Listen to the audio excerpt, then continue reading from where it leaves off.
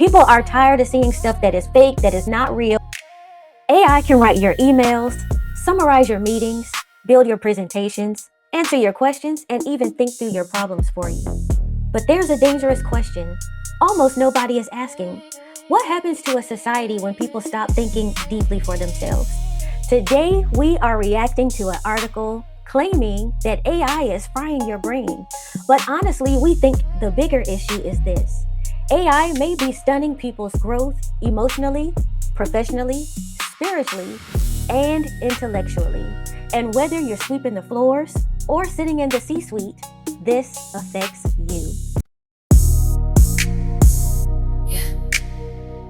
Be professional with Dr. Burks and Dr. Ellison. From the janitor to the C-suite, prophetic mission.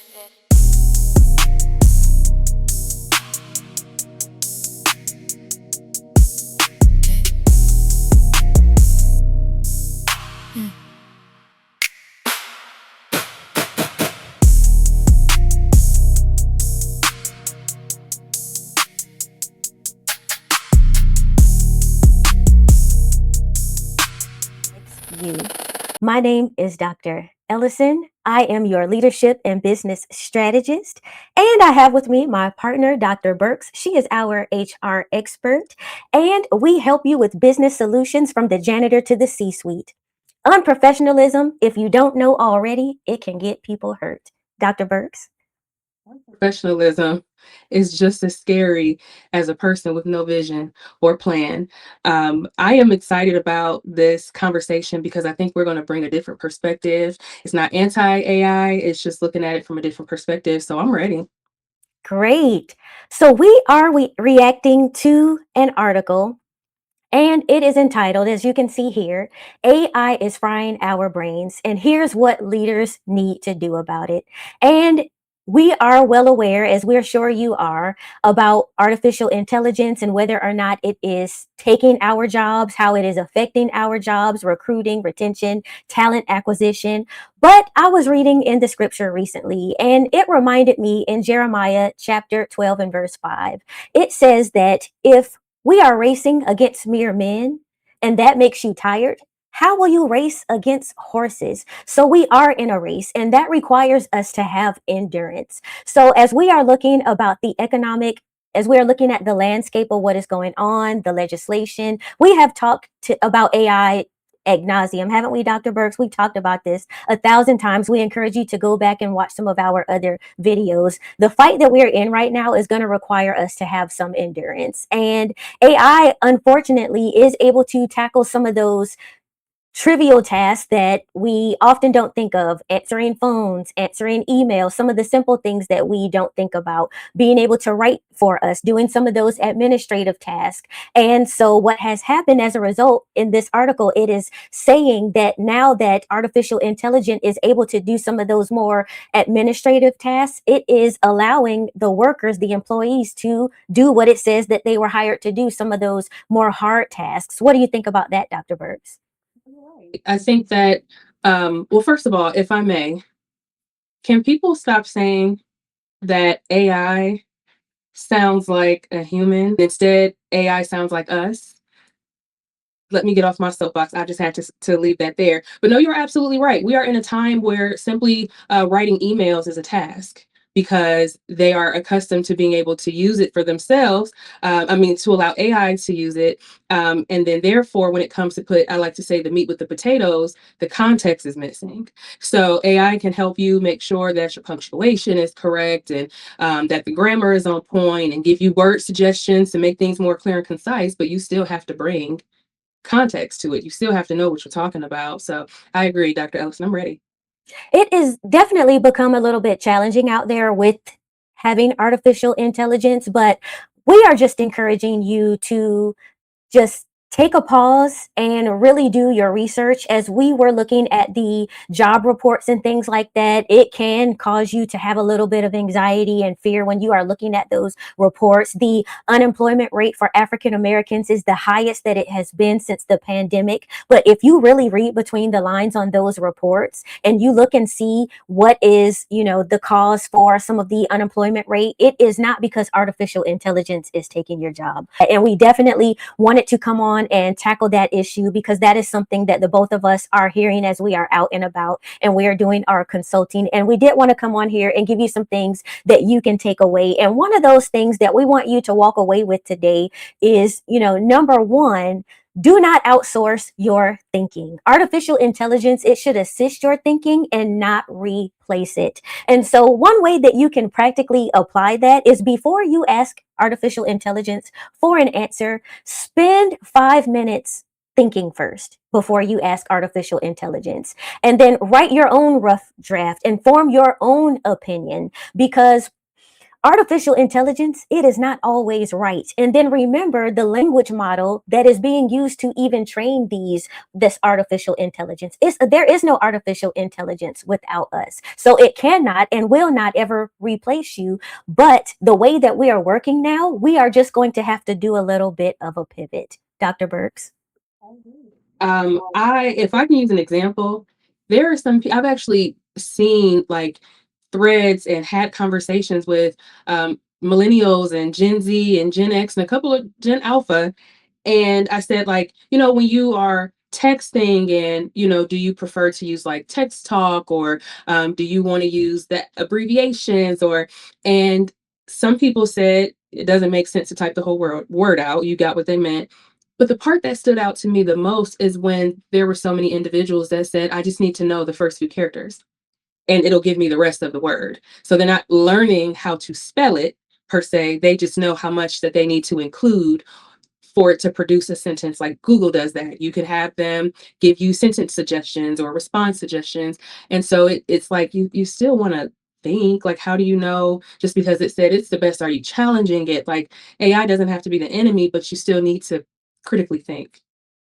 That's very interesting that you said that, because that actually leads us to our second takeaway, and that is that convenience can quietly kill your growth. And Dr. Burks, you hit the nail on the head, because growth is what is going to come from struggle and repetition and problem solving and discomfort. Because if AI is going to remove all of the friction from life, people risk becoming intellectual. You become passive and emotionally fragile. And I recently read a study that said that of the college graduates and those that are new and going out into the workforce, within the first year, they are getting fired and relieved from their jobs. Why is that? Because supervisors and executives want to be able to give you challenging work. They want to give you work and be able to walk away and trust that you can get it done. But they are finding, number one, that this current workforce is lacking problem solving skills and, believe it or not, character.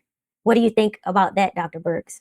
I think I'm going to agree with everything you said in this conversation, because we are here, but you still have to think. In short, you still have to bring some, like, display some cognitive ability to form sentences or to carry conversations. I understand that you can go and do have virtual assistants, but like you still have to know how to communicate. You still have to know. It's almost like, I don't know if you've ever heard this, Dr. Ellison, but how back in the day, fathers made sure their daughters knew how to change tires and their own oil, and that they could drive manual as well as automatic. And then nowadays, what vehicles have a manual engine? So that's just something that was lost because time moved on, and that wasn't something that needed to be carried on. But AI isn't going anywhere. So we need to adapt to make AI work for us, with us, I'm sorry, and not expect it to work for us. That's it, Dr. Ellison. Yeah, I really agree with that. And to make that practical for you, we are going to challenge you, not just but we are going to challenge you from Be Professional to do one difficult thing daily without taking a shortcut. I try to do that. We are encouraging you to do that. For example, write something manually, solve a problem independently, have hard conversations directly, which is a skill that these executives are saying is missing in the workforce. Because It is easy to have a 1 or 2 minute Teams conversation or do something in chat or over a text message, but I challenge you to have a direct, hard conversation and learn without instant answers. What would you do if you couldn't get an answer right away? Test your critical thinking skills and remember, easy isn't always healthy. And that leads us to the third and the final point. Your value is becoming more human, not less.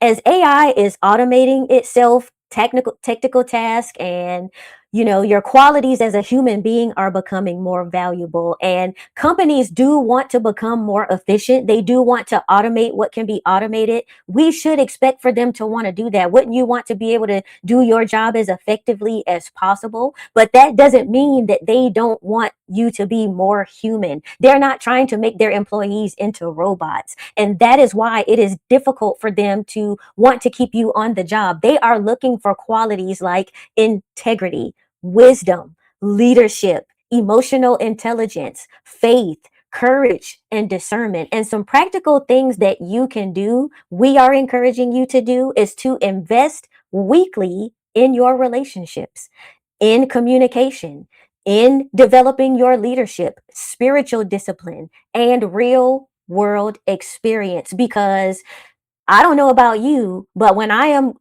going about my day to day, I don't want to have to interact with artificial intelligence all the time. I am clicking off of it. People are tired of seeing stuff that is fake, that is not real. We want to see unique, authentic human beings that got skills, that have aura. We want to deal with real people. And when you are dealing with real people, they are going to hold you to account. I know Dr. Burks holds me accountable to be integrity and to have emotional intelligence when it comes to her and it comes to our clients. How else do you develop those skills if you are not actively interacting with others? And the future belongs to real people who can think, who can lead, and connect with others. What do you think about that, Dr. Burks? Ultimately, artificial intelligence is nothing without humanistic emotional intelligence. The best example I can give you now, all of us have had McDonald's or Wendy's or whatever.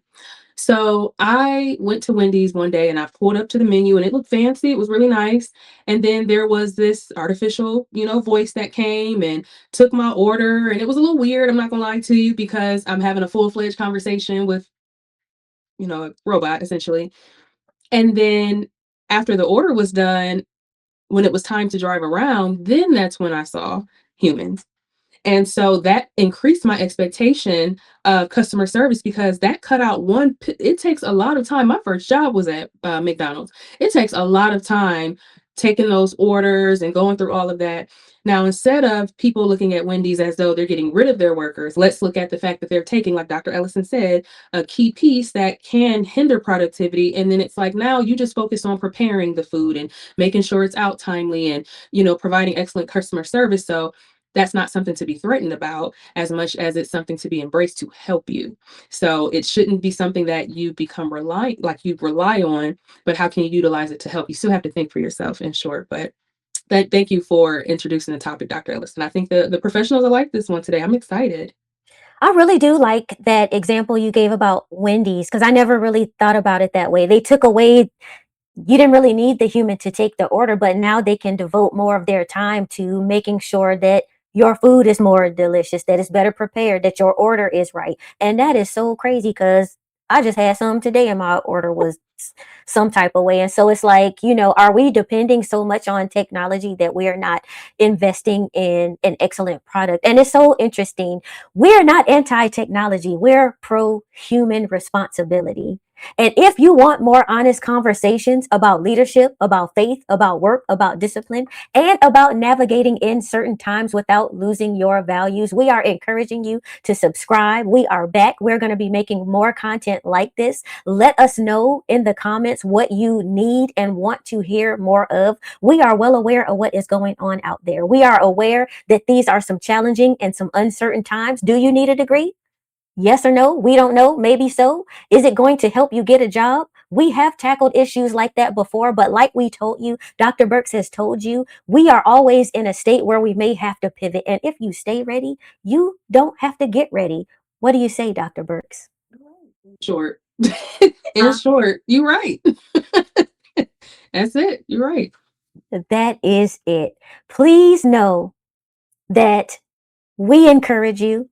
Our work is in service to you. We're always praying about you, thinking about you. If you need any prayer, if you need any encouragement, check the description box.